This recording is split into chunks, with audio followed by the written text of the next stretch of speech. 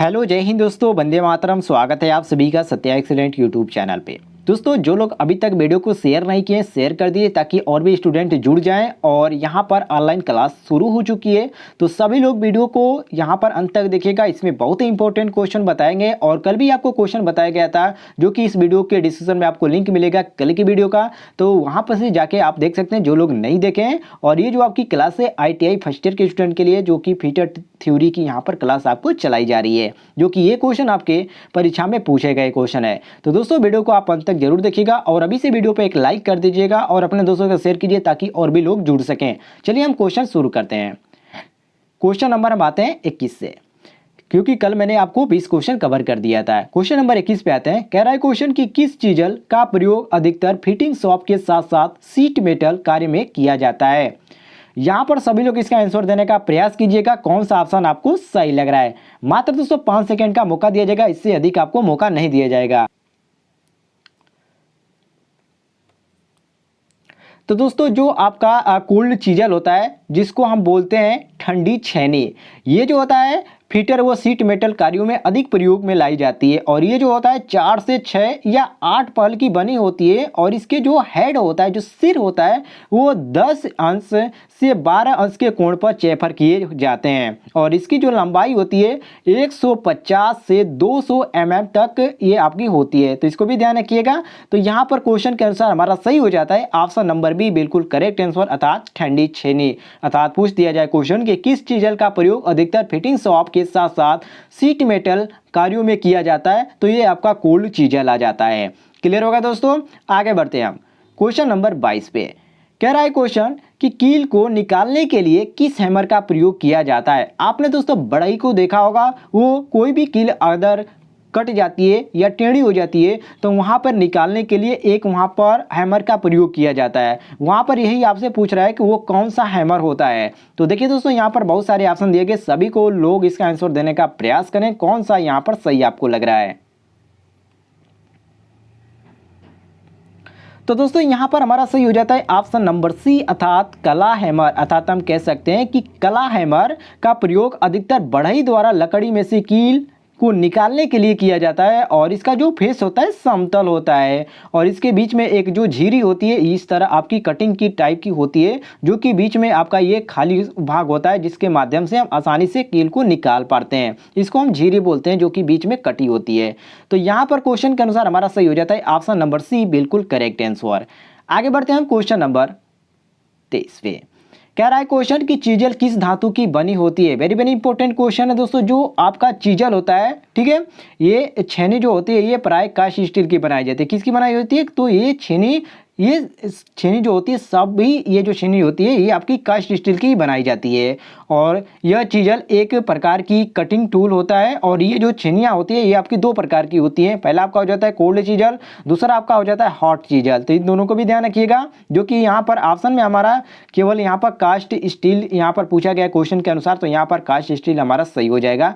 तो option number B हम बिल्कुल यहाँ पर करेक्ट आंसर मारेंगे। आगे बढ़ते हैं दोस्तों, क्वेश्चन नंबर 24 पे आ जाते हैं। देखिए दोस्तों, ये आपका क्वेश्चन है जो बहुत ही इंपॉर्टेंट क्वेश्चन है और ऐसे ही क्वेश्चन आपको परीक्षाओं में देखने को मिलते हैं। तो वीडियो को दोस्तों अंत तक जरूर देखिएगा। क्वेश्चन नंबर 24 है, ठंडी छेनी के मुख्य भाग कौन कौन होते हैं। तो दोस्तों, जो ठंडी छेनी होती है इसके जो मुख्य भाग होते हैं, जैसे कि जिसको हम बोलते हैं बॉडी, हेड, फोर्जिंग कोण और कटिंग एज हो जाता है, कटिंग कोण हो जाता है। और ठंडी छेनी जो होता है ये ए सिरा, इसको कटिंग एज बोला जाता है। तो इस तरह दोस्तों इसका कोई आपका भाग हो जाता है, सॉरी भाग नहीं कह सकते, इसका पार्ट हो जाता है, ठीक है। तो इसके कुछ भाग हो जाते हैं, जैसे बॉडी, हेड, फोर्जिंग कोण, कटिंग एज और कटिंग कोण जिसको हम बोलते हैं। तो यहाँ पर सभी लगभग हमारा सही आंसर मिलता है। तो ऑप्शन नंबर डी हम करेक्ट मानेंगे। इसमें आपका 3 ही दिया गया है, लेकिन दोस्तों मैंने आपको यहाँ पर 5 बता दिए, तो 5 को भी ध्यान रखिएगा। चलिए हम आगे बढ़ते हैं क्वेश्चन नंबर 25 पे। सभी लोग आंसर देते चलिए। कह रहा है क्वेश्चन कि हैंड हैमर का आई होल का आकार होता है गोल या लंबा या अंडाकार या उपयुक्त सभी। तो जो आपका हैंड हैमर होता है, देखिए इसका जो आकार होता है ये हैमर कई प्रकार के होते हैं, पहले तो इनको जान लीजिए। और ये इनका जो अधिकतर मशीन शॉप होता है ये फिटिंग शॉप में किया जाता है और ये कास्ट स्टील कार्बन स्टील के बने होते हैं। और इसके फेस जो पिन होता है ये आपका हार्ड किया जाता है और बीच में भाग जो होता है थोड़ा सा हेड का इसको कहते हैं, इसको हम हेड कहते हैं और ये नर्म रखा जाता है। तो यहाँ पर कहने का मतलब जो यहाँ पर क्वेश्चन में आपका दिया गया है कि हैंड हैमर का आई होल का आकार कैसा होता है, तो आपने आई होल का आप इस तरह देखे होंगे, ये बीच में कटा हुआ होता है और ये इसका आपका पूछा है तो ये आपका अंडाकार होता है। तो यहाँ पर हमारा सही हो जाता है ऑप्शन नंबर सी बिल्कुल करेक्ट आंसर। क्लियर होगा दोस्तों। आगे बढ़ते हैं क्वेश्चन नंबर 26 पे। यहाँ पर है दोस्तों क्वेश्चन नंबर 26 कह रहा है क्वेश्चन कि निम्नलिखित में से कौन हैंड हैमर का प्रकार है। तो हैंड हैमर का जो प्रकार होता है ये आपको यहाँ पर मैं बता दूं 3 होता है, बॉल पिन हैमर और क्रॉस पिन हैमर और सीधा पिन हैमर, जो कि ये आपका तीनों इसमें आपका दिया गया देख सकते हैं आप। तो यहाँ पर हम मारेंगे ऑप्शन नंबर डी बिल्कुल करेक्ट आंसर। क्लियर हो गया दोस्तों, कोई भी कंफ्यूजन नहीं होना चाहिए किसी भी आपको यहाँ पर, तो इसको आप ध्यान रखिएगा, बहुत ही इंपॉर्टेंट क्वेश्चन था। इसके कई भी प्रकार हो जाते हैं, जैसे कि आपका होता है एक फ्लैट पिन हैमर वही हो जाता है, एक आपका घन हो जाता है और एक आपका कला हैमर हो जाता है और सॉफ्ट हैमर हो जाता है। ठीक है, यहाँ पर लगभग इसके 7 हो जाते हैं। तो यहाँ पर हम क्वेश्चन के अनुसार मारेंगे ऑप्शन नंबर डी, क्योंकि इन ऑप्शनों में जो आपका दिया गया ये सभी आपके प्रकार के अनुसार आते हैं। तो ऑप्शन नंबर डी यहाँ पर हम करेक्ट मारेंगे। आगे बढ़ते हैं क्वेश्चन नंबर 27 पे। कह रहा है क्वेश्चन कि निम्नलिखित में से पेचकस का कौन सा भाग है, सैंक या ब्लेड या हैंडल या उपयुक्त। तो इसमें से कौन सा भाग है जो पेचकस का यहाँ पर कहा जाता है। तो देखिए इसमें आपका जो दिया गया है डी वाला, मतलब कि ए बी और सी तीनों सही है, अर्थात हम कह सकते हैं कि पेचकस का प्रयोग भिन्न भिन्न आकार के हैंड वाले स्क्रू को कसने के लिए किया जाता है, जो कि नॉर्मली आप सभी को पता होना चाहिए। और पेचकस जो होता है ये इसके 4 भाग होते हैं, एक आपका हैंडल हो जाता है, दूसरा सैक हो जाता है, तीसरा आपका ब्लेड हो जाता है और चौथा आपका जिसको हम फेरुल बोलते हैं। ठीक है, तो इस तरह इसके कई भाग हो जाते हैं। तो यहाँ पर हम क्वेश्चन के अनुसार मारेंगे ऑप्शन नंबर डी बिल्कुल करेक्ट आंसर, अर्थात ये जो आपका ए बी सी दिए गए ये तीनों इसके भाग हैं। तो ऑप्शन नंबर डी हमारा यहाँ पर करेक्ट आंसर हो जाएगा। आगे बढ़ते हैं हम क्वेश्चन नंबर 28 पे। कह रहा है क्वेश्चन कि पेचकस का साइज व्यक्त किया जाता है हैंडल से या पूरी लंबाई से या फेरुल से या सैक की लंबाई से। तो देखिए दोस्तों जो पेचकस होता है इसकी जो साइज होती है इसकी सैंक की लंबाई से तथा टिप की चौड़ाई से व्यक्त की जाती है। किससे की जाती है? साइज इसकी सैंक की लंबाई तथा टिप की चौड़ाई से व्यक्त की जाती है। और पेचकस का जो सैंक हाई जो होता है ये आपका जो सैंक होता है ये हाई कार्बन स्टील की बनी होती है, इसको ध्यान रखिएगा। और इसका जो ब्लेड होता है हार्ड एवं टेपर किया जाता है, इसको भी ध्यान रखिएगा। तो यहाँ पर क्वेश्चन के अनुसार हमारा सही हो जाता है ऑप्शन नंबर डी बिल्कुल करेक्ट आंसर। क्लियर होगा दोस्तों। आगे बढ़ते हैं हम क्वेश्चन नंबर 29 पे। कह रहा है क्वेश्चन कि रेंच कितने प्रकार के होते हैं। वेरी वेरी इंपॉर्टेंट क्वेश्चन है दोस्तों। जो आपका रेंच होता है यहाँ पर मैं आपको कई प्रकार के बता देता हूँ, जैसे कि यहाँ पर 2 दिया गया, 3 दिया गया और बी दिया गया और 4 और यहाँ पर 6 दिया गया, मतलब कि 2 3 4 6 दिया गया। लेकिन दोस्तों एक्चुअली में जो आपका रेंच होता है ये आपका 6 प्रकार का हो जाता है, जैसे कि एक आपका होता है स्क्रू रेंच, मंकी रेंच और पाइप रेंच और चेन रेंच और स्टेप रेंच और ये आपका एक और हो जाता है रैचेट रेंच। तो इस तरह आपको यहाँ पर 6 हो जाते हैं। तो इन 6 को ध्यान रखिएगा, जो कि यहाँ पर ऑप्शन में हमारा दिया गया ऑप्शन नंबर डी। तो ये हम क्वेश्चन के अनुसार ऑप्शन नंबर डी बिल्कुल करेक्ट आंसर मारेंगे। क्लियर होगा दोस्तों, कोई भी कंफ्यूजन नहीं होना चाहिए। चलिए हम आगे बढ़ते हैं क्वेश्चन नंबर 30 पे। कह रहा है क्वेश्चन कि निम्नलिखित में से कौन सा निश्चित स्पैनर है, सी स्पैनर या एलन की या कॉम्बिनेशन स्पैनर या उपयुक्त सभी। वेरी वेरी इंपॉर्टेंट क्वेश्चन है। देखिए दोस्तों जो आपका स्पैनर होता है ये आपका 6 हो जाता है, 6 प्रकार के होते हैं। एक आपका होता है सी स्पैनर, दूसरा होता है पिन केस रिच स्पैनर और तीसरा आपका कॉम्बिनेशन स्पैनर हो जाता है, चौथा आपका एलन की और पांचवा आपका ओपन एंड स्पैनर जिसको बोला जाता है और छठे नंबर पर जो लास्ट है वो आपका बॉक्स एंड स्पैनर बोला जाता है। तो इस तरह हम दोस्तों गिने तो यहाँ पर हमारा जो हो जाता है 6 हो जाता है, लेकिन यहाँ पर ऑप्शन में हमारा जो दिया गया केवल 3 दिया गए और क्वेश्चन में पूछा जा रहा है कि निम्नलिखित में से कौन सा निश्चित स्पैनर है। तो यहाँ पर हम मारेंगे ऑप्शन नंबर डी, क्योंकि यहाँ पर तीनों हमारे बिल्कुल स्पैनर है। क्लियर हो गया दोस्तों। आगे बढ़ते हैं हम क्वेश्चन नंबर 31 पे। कह रहा है क्वेश्चन कि बाजार में उपलब्ध मूल कच्चे पदार्थ को उपयोगी वस्तु में बदलने के लिए धातु को इनमें से किसकी सहायता से हटाया जाता है, रंधे द्वारा या हथौड़े द्वारा या कर्तन द्वारा या इनमें से कोई नहीं। तो दोस्तों बाजार में उपलब्ध जो मूल कच्चे पदार्थ होते हैं उनका जो उपयोग होता है ये आपका वस्तु उपयोगी वस्तु जो होती है, जिसको हम इंग्लिश में बोले तो यूजफुल ऑब्जेक्ट जिसको बोला जाता है, में बदलने के लिए इसको ये कई स्थानों पर इसको कर्तन करके इसको अतिरिक्त जो ऊपरी धातु होती है इसको हटाया जाता है, जिसको यहाँ पर ऑप्शन में हमारा जो दिया गया ऑप्शन नंबर सी अर्थात जिसको हम कर्तन धारा बोलते हैं, तो यहाँ सॉरी कर्तन द्वारा बोलते हैं, तो ऑप्शन नंबर यहाँ पर हम सी आप बिल्कुल करेक्ट आंसर मारेंगे। क्लियर होगा दोस्तों। आगे बढ़ते हैं हम क्वेश्चन नंबर 32 पे। कह रहा है क्वेश्चन कि किसी भी कार्य की उपयुक्त परिणति में इनमें से किसी की विशेष भूमिका होती है। इसमें से किसकी विशेष भूमिका होती है, चिन्ह की या मापन की या कर्तन की या उपयुक्त सभी की। तो दोस्तों जब आप वर्कशॉप में कार्य करते हैं तो ठीक है, आप ध्यान रखिएगा, ये बहुत ही इंपॉर्टेंट क्वेश्चन है। वर्कशॉप में विभिन्न प्रक्रियाओं को संपन्न करने के लिए बहुत ही हस्त और शक्ति औजारों का प्रयोग किया जाता है, जिनकी सहायता से हम उत्पाद को उत्कृष्ट ला सकते हैं, और इन औजारों को मुख्य जो उपयोग होता है कार्यशाला में ही होता है, और इसको मापन तथा कर्तन करने की जो क्रिया होती है इसमें आपकी की जाती है। तो यहाँ पर वही आपसे क्वेश्चन किया जाता है, तो इसको चिन्हित भी किया जाता है, मापन भी किया जाता है और कर्तन भी किया जाता है, इसलिए यहाँ पर हम मारेंगे ऑप्शन नंबर डी बिल्कुल करेक्ट आंसर। क्लियर होगा दोस्तों। आगे बढ़ते हैं हम क्वेश्चन नंबर 33 पे। कह रहा है क्वेश्चन कि सरफेस प्लेट निम्न में से किस धातु की नहीं बनाई जा सकती है, ढलवा लोहा या कांसा या पीतल या glass. Very very important question है दोस्तों। देखिए जो सरफेस प्लेट होता है ये पीतल की नहीं बनाई जा सकती, क्यों? क्योंकि यह कास्ट आयरन की बनी होती है, जिससे कि ढलवा लोहा कहते हैं, और ये कई धातुओं से भी बनी होती है। तो यहाँ पर हम क्वेश्चन के अनुसार मारेंगे ऑप्शन नंबर सी बिल्कुल करेक्ट आंसर। क्लियर होगा दोस्तों, कोई भी कन्फ्यूजन आपको नहीं होना चाहिए। क्लियर हो गया।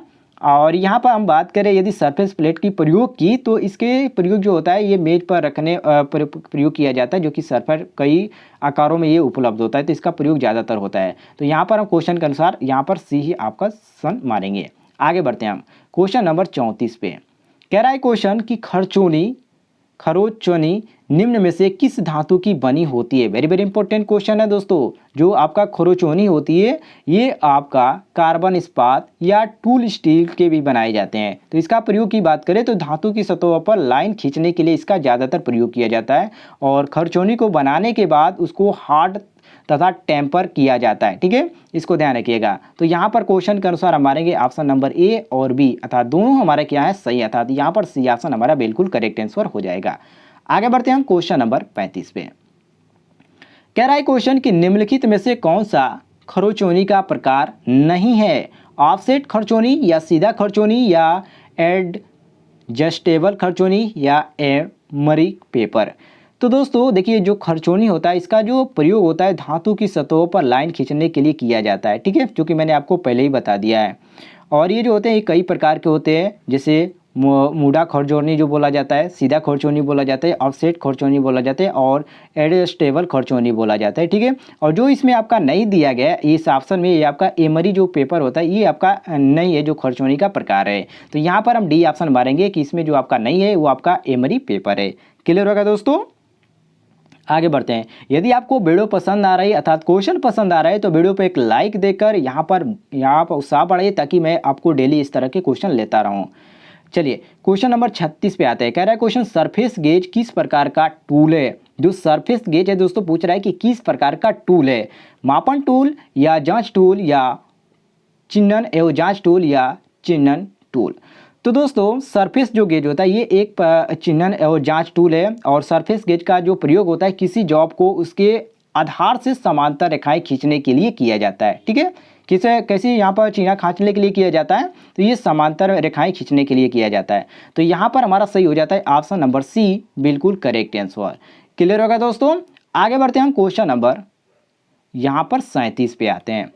कह रहा है क्वेश्चन कि हाफ राउंड छेनी में फोजिंग कोण, जो फोजिंग कोण होता है यहाँ पर पूछा गया है कि वो कितना होता है। Very very important question. देखिए हाफ राउंड छेनी की बात कर रहा है, तो हाफ राउंड छेनी का जो फोजिंग कोण होता है ये 30 अंश तथा जो कटिंग कोण होता है वो 35 अंश होता है। ये 35 या 45 यहाँ माना जाता है, 35 भी माना जाता है और 45 तक भी माना जाता है। तो इसकी धारा की बात करें तो ये आपकी गोलाकार होती है और इसका प्रयोग की बात करें तो ये बेरिंग में ऑयल ग्रूव बनाने के और कोने की झिरियाँ काटने के लिए किया जाता है। तो यहाँ पर हमारा सही हो जाता है ऑप्शन के अनुसार, ऑप्शन नंबर सी बिल्कुल करेक्ट आंसर। क्वेश्चन के अनुसार हमारा सही हो जाता है कि हाफ राउंड छेनी में जो फोजिंग का कोण होता है वो 30 अंश होता है।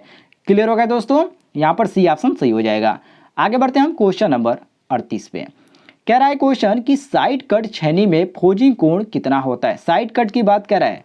देखिए साइड कट में जो छेनी का जो फोजिंग कोण होता है 25 अंश तथा फिटिंग जो कोण होता है ये आपका 60 अंश तक होता है और इसे 90 अंश के कोण पर मोड़कर फोर्ज भी किया जाता है, तो इसको भी ध्यान रखिएगा। तो यहाँ पर हमारा सही हो जाता है ऑप्शन नंबर बी बिल्कुल करेक्ट आंसर, अर्थात 25 अंश इसका कोण होता है। अर्थात साइड कट छेनिंग में फोजिंग कोण कितना होता है, 25 अंश होता है। आगे बढ़ते हैं, क्वेश्चन नंबर आते हैं 39 पे। कह रहा है क्वेश्चन कि केंद्रक पंच के पॉइंट का कोण कितना होता है, 30 अंश या 60 अंश या 90 अंश या 120 अंश। तो दोस्तों ये आपका क्वेश्चन बहुत ही इंपॉर्टेंट क्वेश्चन है।